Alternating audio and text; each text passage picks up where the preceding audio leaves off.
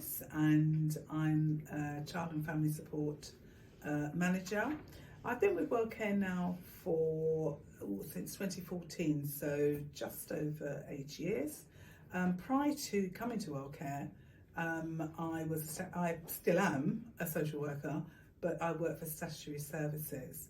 I've been qualified for nearly 40 years now, in the early days of genericism, and then obviously moving towards specialism.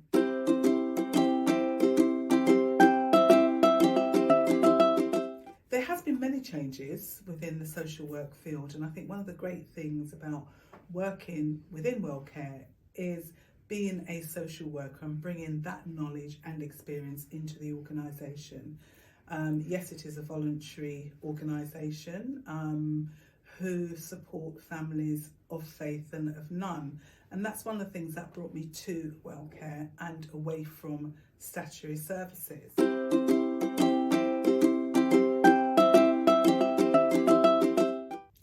What's been great in working in WellCare is some of the programs that we actually deliver, and that's our family support workers and sometimes us managers deliver and facilitate some of the programs. One of the key ones are our FAST programs, which we do in school, and FAST refers to family and schools together, and it's working jointly with many of the church schools in the areas, and we are delivering group work for children who've been impacted by domestic violence and abuse, and that's our MySpace program, and it is an accredited program, and also our With Respect program for children who are on the cusp of maybe exclusion, but there may be issues that are impacting behaviour. So we will do between 8 and 10 sessions of work with children in a group setting within the schools.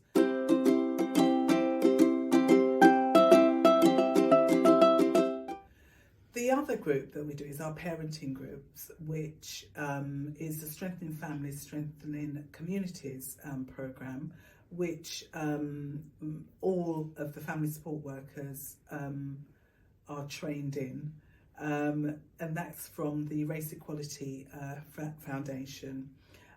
We have been delivering that for a number of years. We work with an organisation called Skylarks that are based in Richmond, and that's for children with additional needs. We deliver that, we do at least 2 a year with the organisation.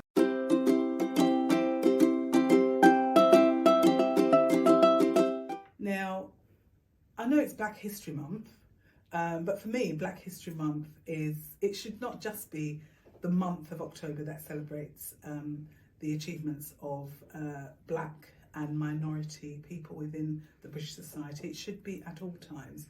It should be woven within our society. I think in my work experiences over the 40 years, as a Black woman, there were very few female Black managers. There were lots of females, but there were predominantly white women who were managers. And obviously, for me, my aspiration was to share my knowledge and my experience with my colleagues within children's services, but that wasn't possible. There were lots of stumbling blocks, and the major stumbling block I felt in many ways was institutional racism that did exist within children's services and other local governments as well.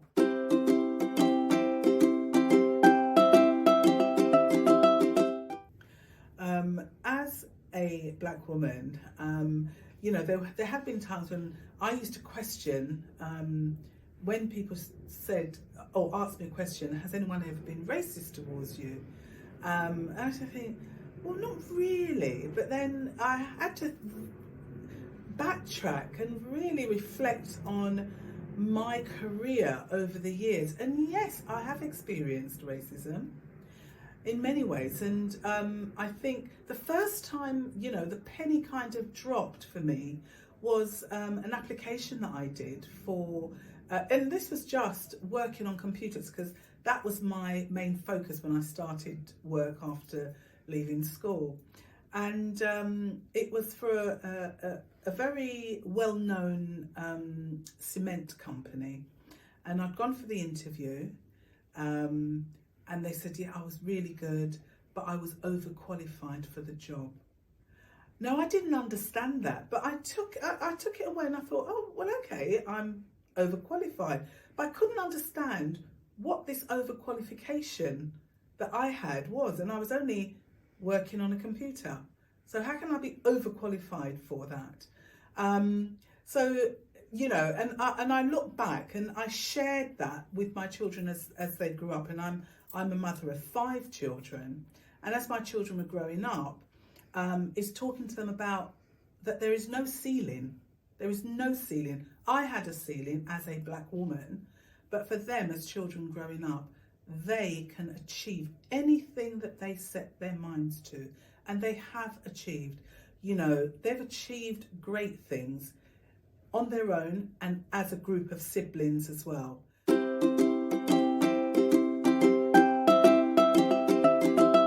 They're business people, they work for the Home Office, they're teachers, you know, and I feel immensely proud of their achievement as young black people growing up in this is their country, Britain is their country, you know, but they have the other layer of the Jamaican side, you know, of them, which they are extremely proud of. They're proud of who they are, and they're very, very proud of where they come from, and they're able to move within any society. And I feel that as a black woman, being able to help my children to navigate their way through the society in which they live, and seeing them grow and blossom and doing the same thing with their own children, I feel immensely proud.